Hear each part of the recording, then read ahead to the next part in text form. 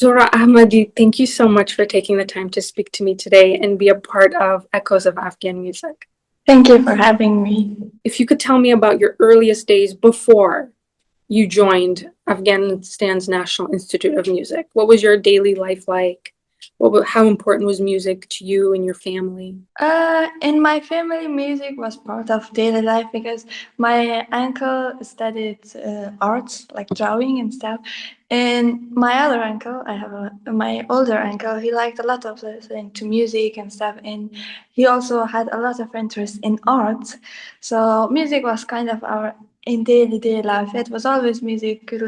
And for example, in the dinner, the TV was like in a canal that was put it music like singers singing, so it was kind of part of daily life.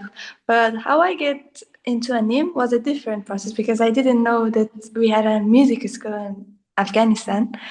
And when anim had a concert for the first time in Carnegie Hall, my uncle he showed the video to us, to me and my cousin. My cousin is also studying in anim, and he asked if we have interest to study music, and we said yes. And me and my cousin and my uncle went to see the school and meet Dr. Samas and me, and we also met a few of some students. But I didn't get to music school that year because I was in second grade, and they only take after you finish the third grade. So in fourth grade you had to enter. So yeah, and then when I finished the third grade, I also joined music school in 2019. How did you decide on the trumpet? Trumpet was never my decision. I mean, what I wanted to play was piano or sitar. These two had like my were my top favorite instrument, and I like the sound. How I get in trumpet was a different story because since my cousin went to ANIM 1 year before me, and she knew a bit more than me because she was there one more year, and she told me if I want to choose an instrument, I should choose trumpet because there's no girl playing trumpet in Afghanistan. I was like, yeah, sure, why not? And I went to trumpet. At first, I didn't like it, but now I love it. I love playing trumpet. What was it like to be the first girl to play the trumpet?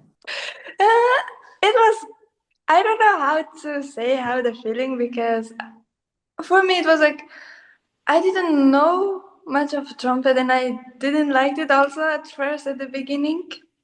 Uh, but it was. I mean, I felt sad about it because girls don't choose trumpet. I don't know why. Trumpet is such a beautiful instrument. No one wants to play it. I mean, it was kind of sad, but I was also excited because I was the only one playing trumpet. How did you feel being a part of ANIM when you enrolled and you were finally in the classroom? You were getting to know your teachers and Dr. Sarmaz. And what was it like to learn music as the years went on? It was actually pretty amazing because in my previous school, it was really like, Islamic. I mean, I love Islam and stuff, but it was too close because the girls and boys were not allowed to study together, and we had always had to wear a scarf, and we were not allowed to do many things. But in ANIM, we had the freedom to choose. We were all studying together like brother and sister, and ANIM for me was a place, in music itself became a dream for me. Because before that, I didn't know what to do with my life. I was just studying like usual, and I was happy studying. So ANIM sort of became like our workplace we could dream bigger, and I was happy about it. I was really excited. Can you talk to me a little bit about kind of what your daily process was like? I mean, you go into school like usual, and then what was it like? Your environment, your teachers, what did that kind of curriculum and daily life look like for you? It was very smooth, calm, and our teachers were also really good. I loved my teachers. We had some problems, I think, with music teachers sometimes, but it was all good. Our teacher was really good. They were treating us very good, And the environment was also very good because every time you pass a room, you hear music. Everyone was practicing, and for me, it was like um, I chose playing trumpet when I was in fourth grade. Usually, you choose when you're fifth grade.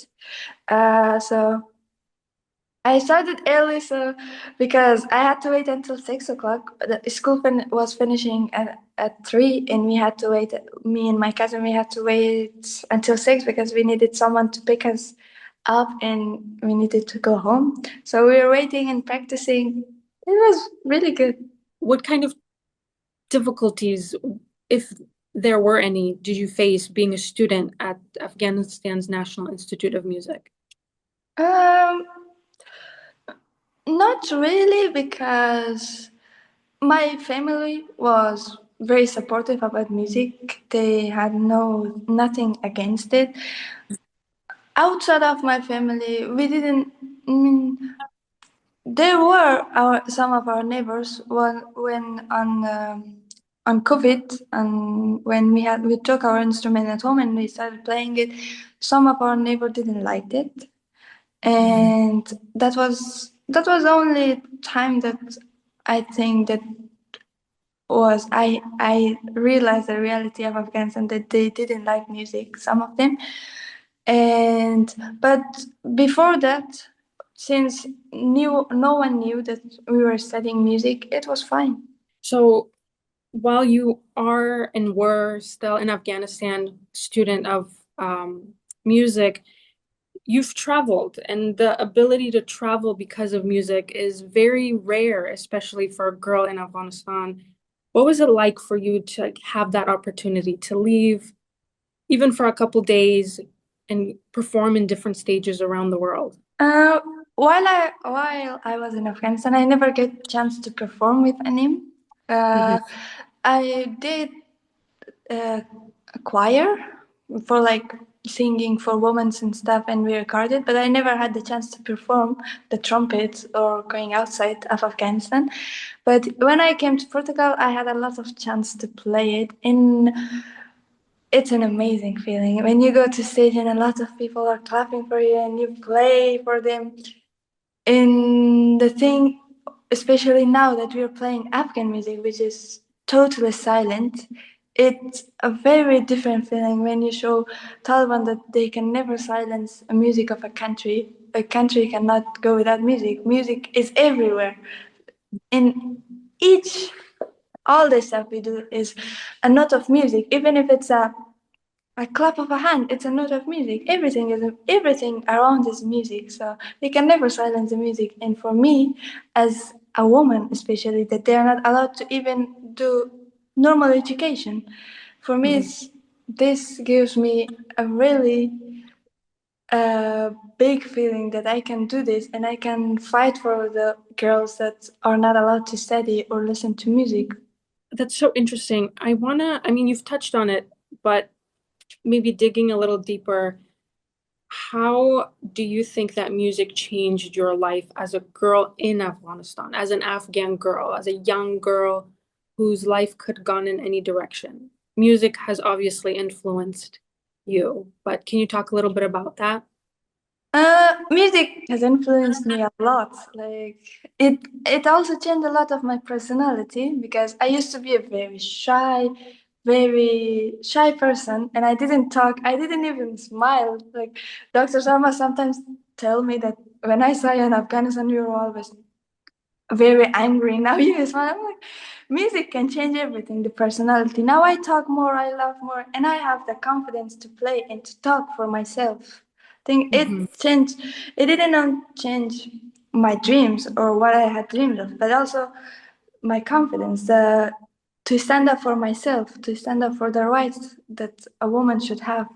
Can you talk to me about what it's like to work with your peers? I mean, everyone in the orchestra plays a different instrument. And so, how do you, as a team, as peers, as colleagues, collaborate?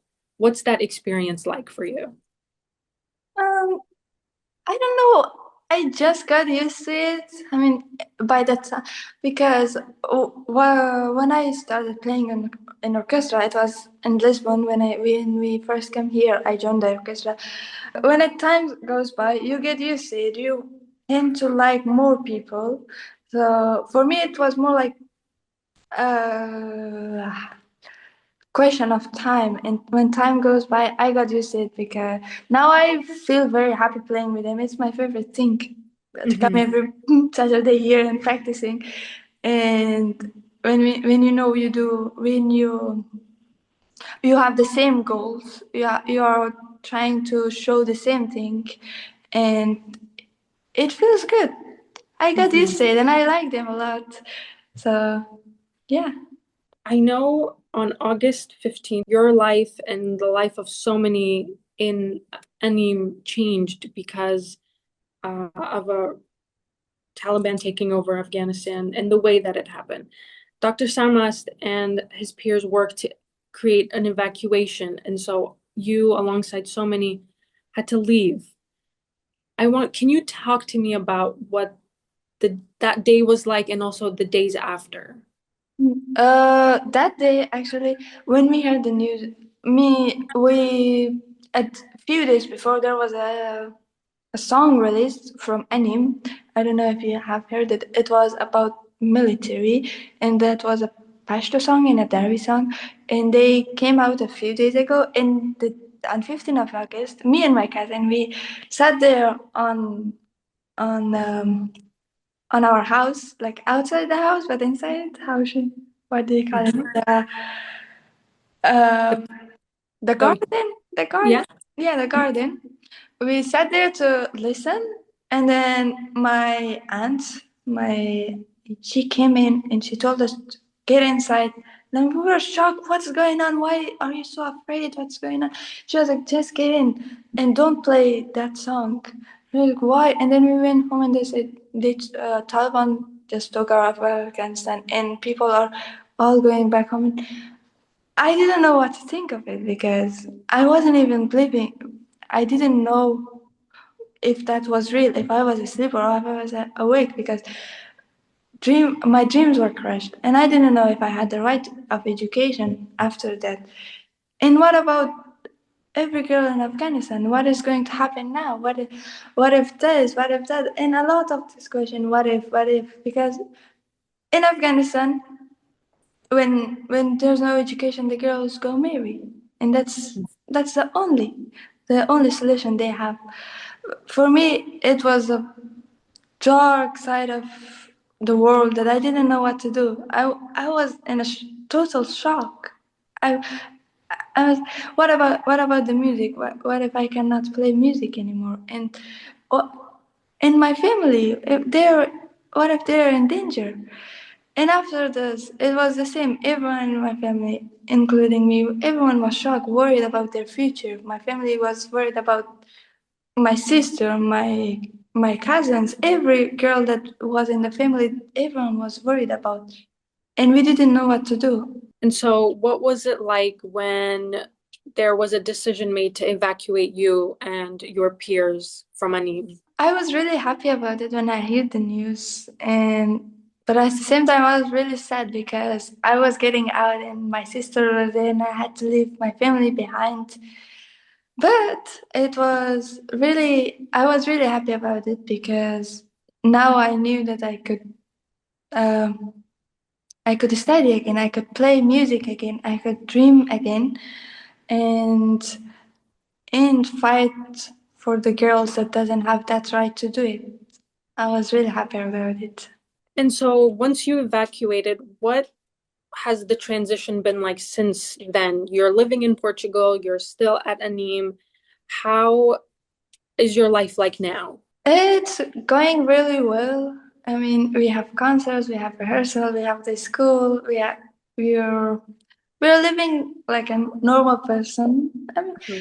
it's going really well. We're developing to the culture, adapting to the culture, to the language. At first, at the beginning, it was really hard because we didn't know the language, Mhm. and everything is different, like different continent, different food, different culture, different people, different language.